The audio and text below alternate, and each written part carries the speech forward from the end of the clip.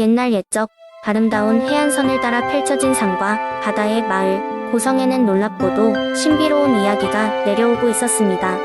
그곳은 숲의 녹음과 바다의 파도 소리가 어우러져 언제나 잔잔한 평화로움을 느낄 수 있는 곳이었지만 마을 사람들 사이에서는 한 가지 무서운 전설이 전해지고 있었죠. 전설에 따르면 고성의 깊은 산속에는 거대한 용이 살고 있었고 그 용은 너무나 무시무시해서 사람들은 산에 가까이 가는 것조차 두려워했다 합니다. 그러나 그 용은 단순히 무서운 존재가 아니었습니다. 용은 사실 천년을 살아온 지혜로운 존재로 오직 진정한 용기를 가진 이들만이 그의 친절과 도움을 받을 수 있다고 했습니다. 마을 가장 끝자락 바다가 가장 잘 보이고 바람소리가 가장 잘 들리는 집에 한 소년이 살고 있었습니다. 그 소년의 이름은 민석이었습니다. 민석은 고성의 바다처럼 맑고 호기심이 많은 소년으로 언제나 새로움에 대한 갈망이 가득했습니다. 민석은 마을의 전설에 대해 아주 많이 들었고 언젠가 그 용을 만나고 싶다는 강한 열망을 품고 있었습니다. 하루는 민석이 평상시처럼 숲속을 탐험하며 그 용을 만나보고자 결심했습니다. 만약 내가 용을 만나게 된다면 그 용에게 여러 가지를 물어봐야겠어. 어떻게 그렇게 오랫동안 살았는지 그리고 진정한 지혜라는 것이 무엇인지 말이야. 민석은 혼잣말을 하며 단단한 결심을 하였습니다. 산으로 향한 민석의 발길은 날이 저물어 갈수록 점점 더 깊은 곳으로 이어졌습니다. 숲은 점점 어두워져 갔고 민석의 발자국 소리는 그 어느 때보다 크게 울려 퍼졌습니다. 여기저기서 이상한 소리가 나기 시작했고 민석은 살짝 겁이 나기도 했지만 마음속의 호기심과 결심이 그를 계속해서 앞으로 나아가게 만들었습니다. 그렇게 몇 시간을 걸었을까 마침내 민석은 한 넓은 들판과도 같은 거대한 공터에 이르렀습니다. 그리고 그곳의 자태가 우아한 용이 달빛 아래에서 은은한 빛을 발하며 조용히 앉아 있었습니다. 용은 신비로운 금빛 눈으로 민석을 바라보며 부드럽게 웃었습니다. 어서 오너라. 용감한 소년아, 내가 천년을 살면서 이런 용기를 가진 사람은 본 적이 없구나. 용이 말했습니다. 용의 목소리는 깊고 울림이 있어 민석은 그것에 한껏 매료되었습니다. 민석은 초조함을 감추고 용에게 여러 가지 질문을 던지기 시작했습니다. 용은 지혜롭고도 따뜻하게 민석의 질문에 답을 해주었고 자연과 인간의 삶에 대한 심오한 깨달음도 나누어 주었습니다. 대화를 나누는 동안 민석은 그 용이 단순히 무섭고 두려운 존재가 아니라 아주 친절하고 지혜로운 친구가 되어줄 수 있는 존재임을 깨달았습니다. 그날 밤 민석은 고성의 용과 깊은 우정을 나누었습니다. 두 존재는 서로의 이야기를 들으며 밤을 새웠고 민석은 산에서 내려와 고성 사람들에게도 이 용에 대한 진실을 전했습니다. 용은 결코 무서운 존재가 아닙니다. 오히려 우리 모두에게 지혜와 도움을 줄 수 있는 어른입니다. 민석은 마을 사람들에게 말했습니다. 민석의 말에 마음을 연 사람들은 더 이상 그 용을 두려워하지 않게 되었고 오히려 주기적으로 용에게 지혜를 얻기 위해 그를 찾아갔습니다. 그렇게 고성은 사람과 자연 그리고 전설 속 존재가 함께 어우러져 살아가는 평화로운 마을로 거듭났습니다.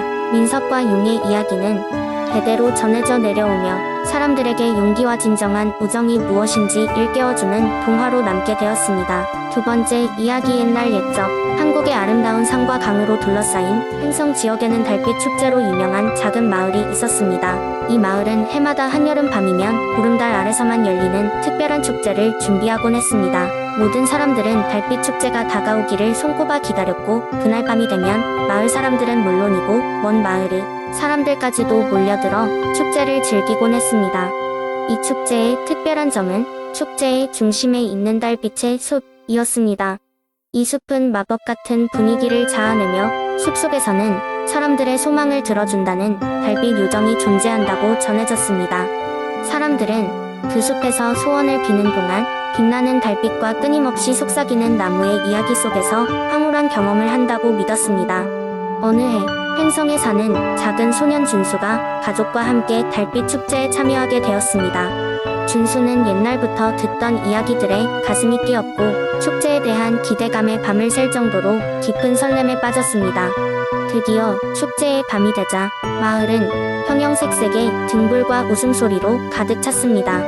준수는 가족과 함께 달빛의 숲에 들어갔습니다. 숲속에 들어선 모든 이들은 조심스럽게 나무 사이를 걸으며 자신의 소원을 중얼거렸습니다. 준수는 나무 한 구석에 앉아 간절히 소원을 빌었습니다. 그의 소원은 가족의 건강과 마을 사람들의 행복 그리고 더 많은 사람들이 함께할 수 있는 아름다운 세상이었습니다. 준수가 소원을 빌고 눈을 감았을 때 신비한 기운이 감돌며 그의 앞에 작고 빛나는 요정이 나타났습니다.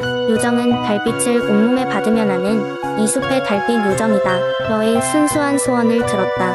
너의 마음이 마을과 가족의 행복을 빌었으니 그 진심 어린 마음을 담아 너희 마을에 한 가지 축복을 내리겠다고 말했습니다. 요정의 말을 들은 준수는 깜짝 놀랐지만 동시에 더 깊은 감사의 마음이 들었습니다. 요정은 금방이라도 사라질 듯 아득한 빛을 내며 그녀의 날개를 펼치더니 달빛과 함께 고요한 소나기처럼 마을에 축복을 내렸습니다. 얼마 후 축제가 끝나고 마을 사람들은 요정의 축복 덕분인지 번영과 건강이 넘치는 삶을 살게 되었습니다. 달빛 축제는 해마다 곱씹을수록 따스한 전통으로 자리 잡으며 마을 사람들의 마음에 깊은 인상을 남겼습니다.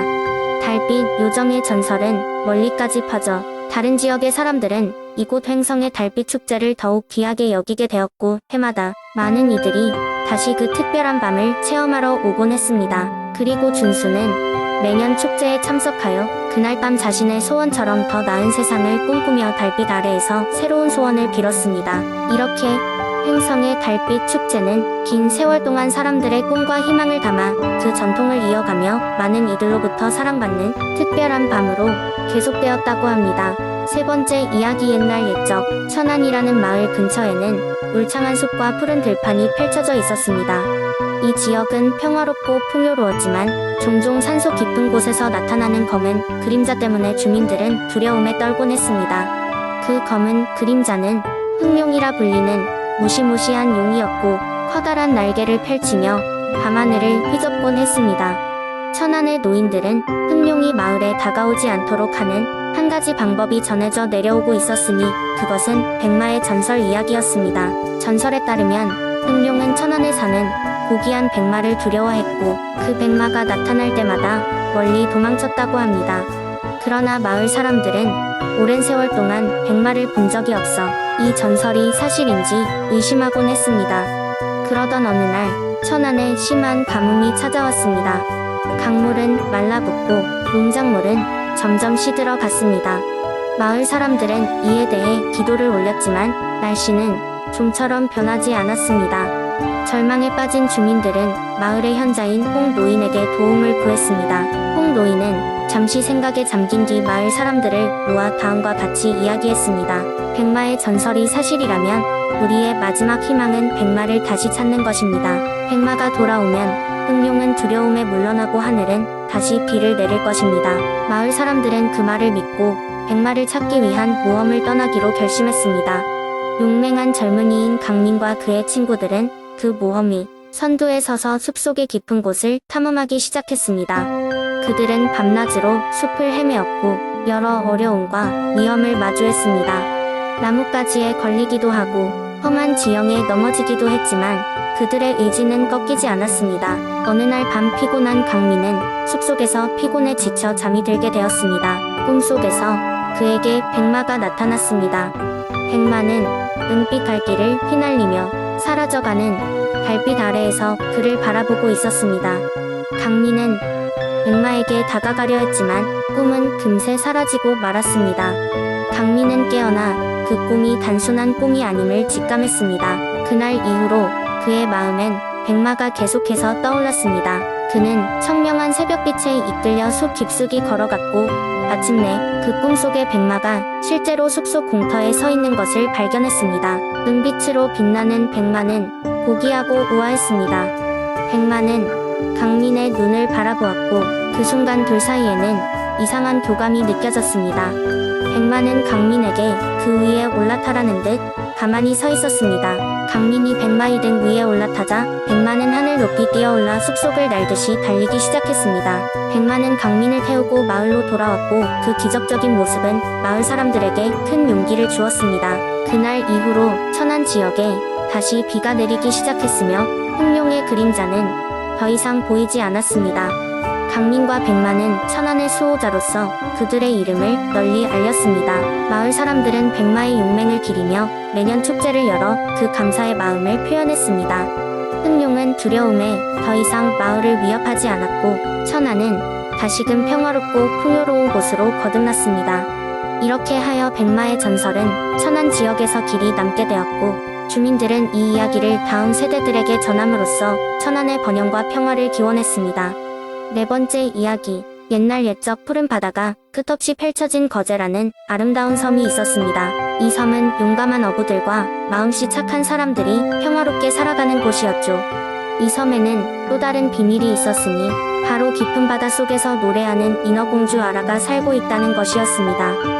아라는 눈부신 은빛 비늘을 가진 누구보다도 아름다운 목소리를 가진 인어였습니다. 그녀의 노랫소리는 사람들이 가장 힘들어할 때 그들에게 희망과 용기를 주곤 했습니다. 그러나 사람들은 아라가 바다 깊숙한 곳에 산다는 걸 알고 있으면서도 그녀를 직접 본 이는 없었습니다. 그저 물결을 타고 들려오는 그녀의 노래만을 들을 뿐이었죠. 그러던 어느 날 그 거제섬에 예기치 못한 불행이 닥쳤습니다. 갑자기 거친 폭풍우가 몰아쳐 어부들은 바다에 나가기를 두려워했습니다. 바다는 금방이라도 섬을 삼킬 듯이 성난 파도로 출렁였고 그곳의 모든 생물들이 두려워 떨었습니다. 사람들은 두 손 모아 아라의 노랫소리를 간절히 기다렸지만 그날은 이상하게도 그녀의 목소리가 전혀 들리지 않았습니다. 이 즈음 섬 한편에 살고 있던 어린 소년 민호는 바닷가를 좋아하여 자주 혼자만의 시간을 보내곤 했습니다. 그런데 그날엔 무언가 자신도 모르는 끌림에 휩싸여 해변으로 나갔습니다. 거친 바람이 부는 중에도 그의 마음속에는 어느새 희미해진 아라의 전설이 다시 떠오르고 있었습니다.